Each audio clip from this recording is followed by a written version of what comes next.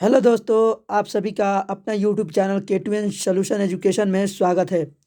आज फिर से आप सभी के बीच BSEB बोर्ड क्लास 10th के बच्चों के लिए ऑब्जेक्टिव प्रैक्टिस पेपर जो कि मोस्ट इम्पॉर्टेंट प्रश्नों को इसमें इंक्लूड किया गया है। ठीक है, ये सेट नंबर 4 है। अगर आप चाहते हैं कि सेट 3, 2, 1 देखें तो मेरे डिस्क्रिप्शन बॉक्स के प्लेलिस्ट में जाकर इससे रिलेटेड वीडियो देख सकते हैं। और मेरे चैनल में बने रहने के लिए लाल बटन को दबाएं और मेरे वीडियो की नोटिफिकेशन पाने के लिए बेल आइकन को दबाएं और वीडियो अच्छा लगे तो लाइक करें। और एक आप लोगों से रिक्वेस्ट है कि वीडियो को स्किप ना करें, अंत तक देखें। यह सेशन बहुत ही महत्वपूर्ण होने वाला है। आप सभी के बीच फिर से ये जो है हिंदी का मोस्ट इम्पॉर्टेंट ऑब्जेक्टिव लेकर आए हैं, जो बिहार बोर्ड में इस बार यहाँ से कहीं नहीं पूछने वाला है। यहाँ से प्रश्न अब की बार आने वाला है। ठीक है, और ऐसा ही आप सभी के बीच हर सब्जेक्ट का, जैसे हो गया साइंस, हो गया संस्कृत, हो गया सोशल साइंस, हो गया मैथ, हो गया, सभी का सेट 5-5 सेट लेकर आएंगे, जिसमें कि ये जो है हिंदी का जो है ये चौथा सेट है। इससे रिलेटेड 3 सेटों को छोड़ दिया गया है। तो चलिए चलते हैं सीधे अपने उन प्रश्नों की ओर और देखते हैं कि वो महत्वपूर्ण प्रश्न क्या हैं। आपका पहला प्रश्न है कि गिरधर लाल कौन है? तो गिरधर लाल जो है मदन का पिता है। किनके पिता है? मदन का। Option number B. Option number B हो जाएगा। अगला प्रश्न है कि खोखा का क्या नाम है? तो खोखा का नाम जो है वो है कासू। Option number C. अगला प्रश्न है वारेन हेस्टिंग था। तो वारेन हेस्टिंग जो था एक भारत का गवर्नर जनरल था। ठीक है, वारेन हेस्टिंग भारत का गवर्नर जनरल था। अगला प्रश्न है कि दारिश क्या है? तो दारिश जो है वो सोने का प्राचीन कालीन सिक्का है। दारिश क्या है?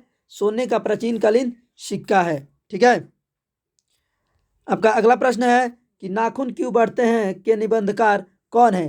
तो Acharya Hazari Prasad Dwivedi. Option number C. ठीक है, कौन है? आचार्य हजारी प्रसाद द्विवेदी। आचार्य हजारी प्रसाद द्विवेदी ने साहित्य की किस विधा में लेखन नहीं किया है?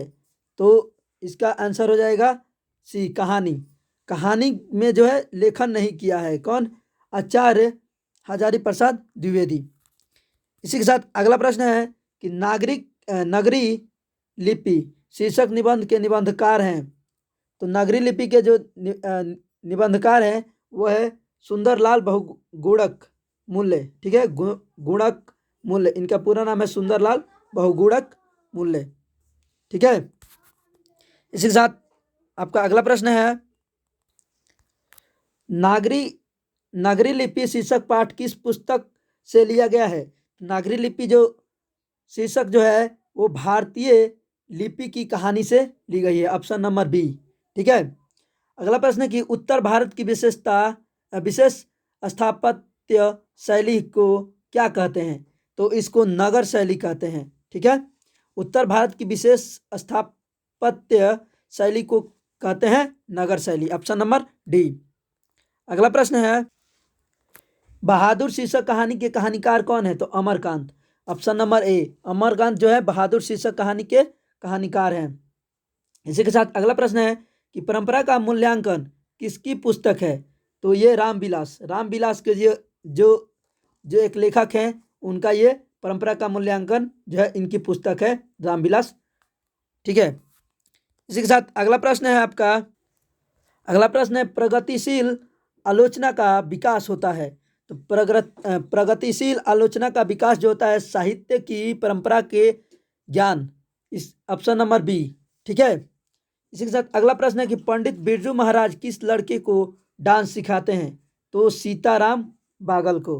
ठीक है, सीताराम बागल, ऑप्शन नंबर सी, इन्हीं को क्या करते हैं? पंडित बिरजू महाराज जो है उसे डांस सिखाते हैं। ठीक है, आपका अगला प्रश्न है, अगला प्रश्न है कि इसमें कौन पंडित बिरजू महाराज की शिष्य नहीं थी? तो वो जो थी अनुराधा।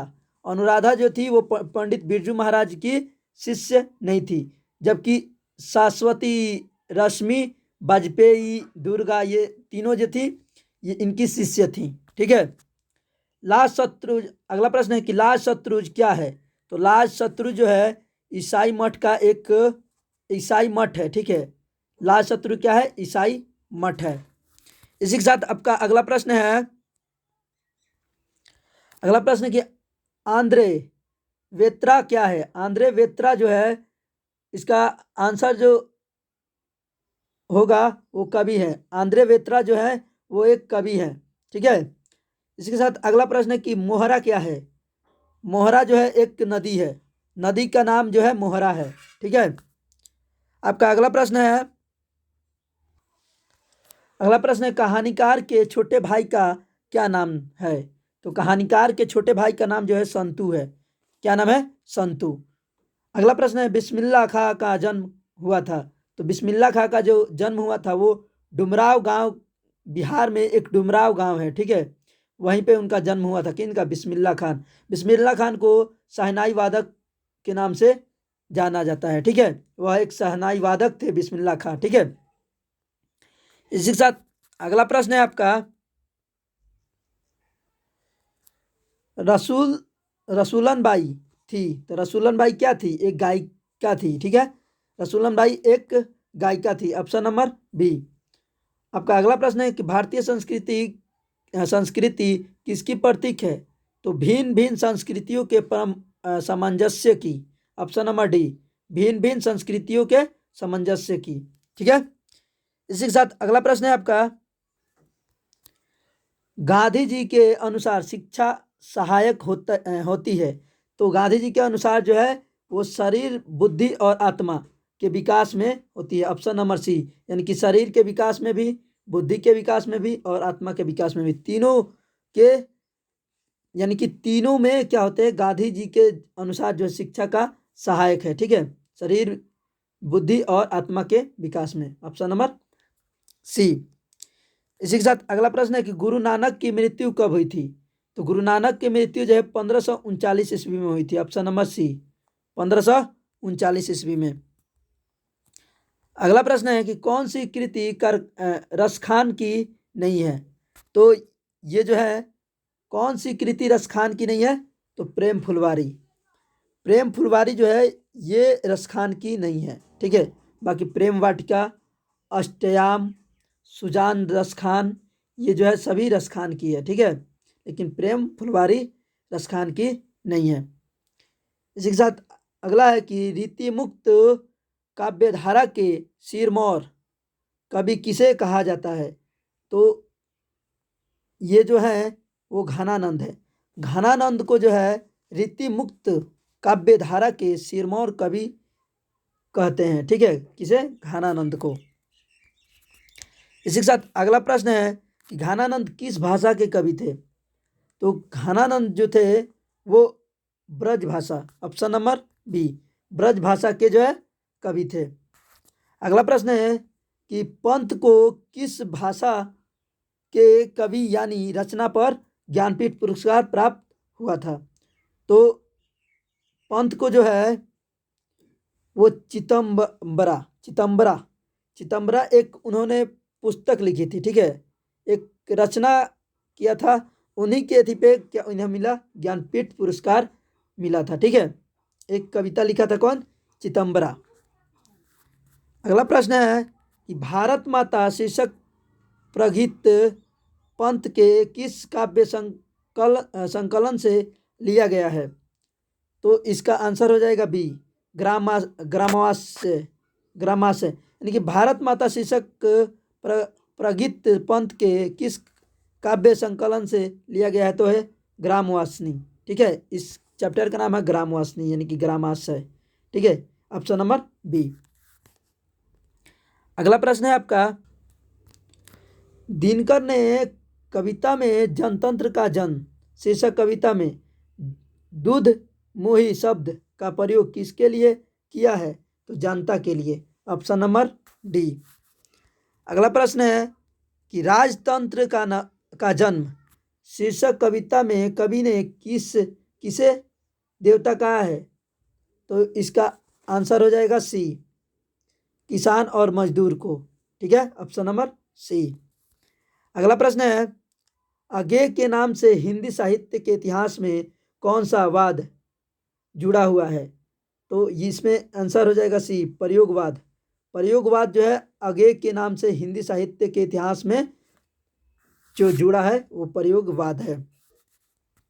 अगला प्रश्न है कि कौन सी कृति अज्ञेय की है? तो इसका आंसर हो जाएगा सी, अरे यायावर रहेगा याद। ठीक है, ऑप्शन नंबर सी। अगला प्रश्न है, इसी दुनिया में किसकी कृति है? तो इसका आंसर हो जाएगा डी, वीरेन डंगवाल। वीरेन डंगवाल जो है इसी दुनिया में इसकी कृति रहेगी। इस जो लिखे है वो वरेन डंगवाल है, ऑप्शन नंबर टी। अगला प्रश्न है कि कविता में देवी जागरण कहाँ हुआ है? तो इसका आंसर जो हो जाएगा वो हो जाएगा बी, गरीब बस्तियों में। देवी जागरण जो हुआ है गरीब बस्तियों में हुआ है, ऑप्शन नंबर बी। आपका अगला प्रश्न है, सत सतटी सतटी तारार तिमिर, सतटी तरार तिमिर किसकी कृति है? तो ये जो है जीवनानंद दास की है। ठीक है, ऑप्शन नंबर बी। अगला है, लौट कर आऊंगा फिर, लौट कर आऊंगा फिर शीर्षक कविता में उल्लू कहाँ बोलता है? तो उल्लू जो है वो कपास के पेड़ पर बोलता है कि लौट कर आऊंगा फिर।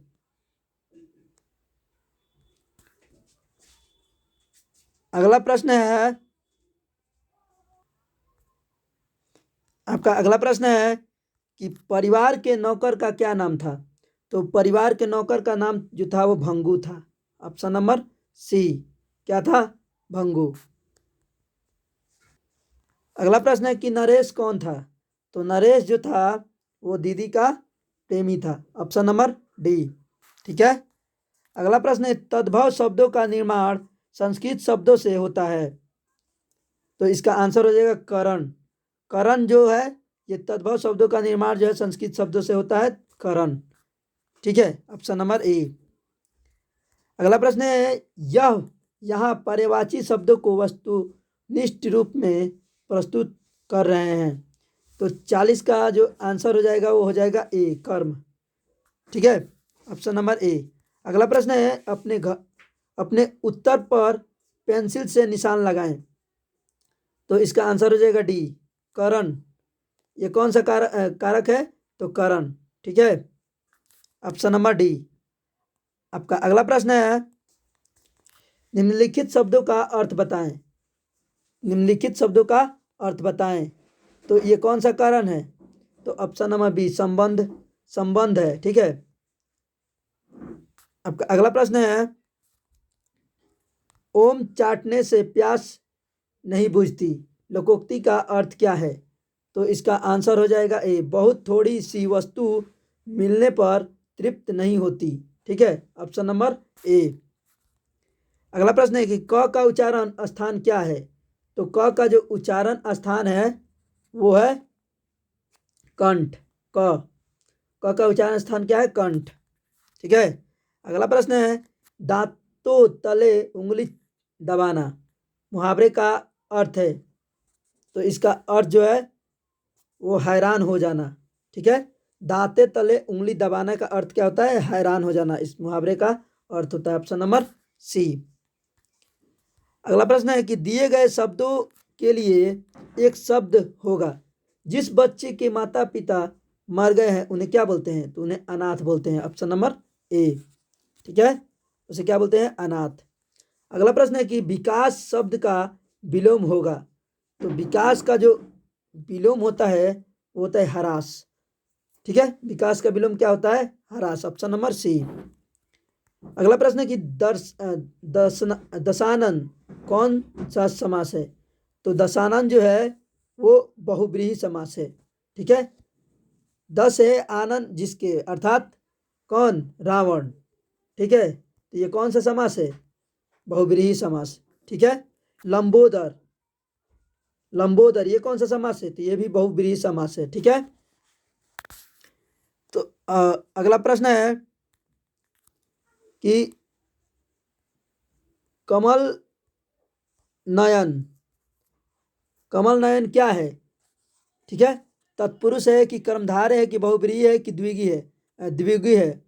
तो देखिए ये कमल नयन जो है ये एक कर्म धारय, ठीक है, कर्मधारय समास है। ठीक है, तो इसमें 50 प्रश्न को आपके ऑब्जेक्टिव के रूप में इंक्लूड कर दिए हैं। अगर वीडियो पसंद आए हो तो लाइक करें और अधिक से अधिक बच्चों के पास शेयर करें, और कमेंट बॉक्स में कमेंट करके बताएं कि यह वीडियो कैसा लगा, और इससे रिलेटेड अगर वीडियो और चाहते हैं तो कमेंट बॉक्स में कमेंट करें। और मिलते हैं सीधे नेक्स्ट वीडियो में। Thank you for watching this video.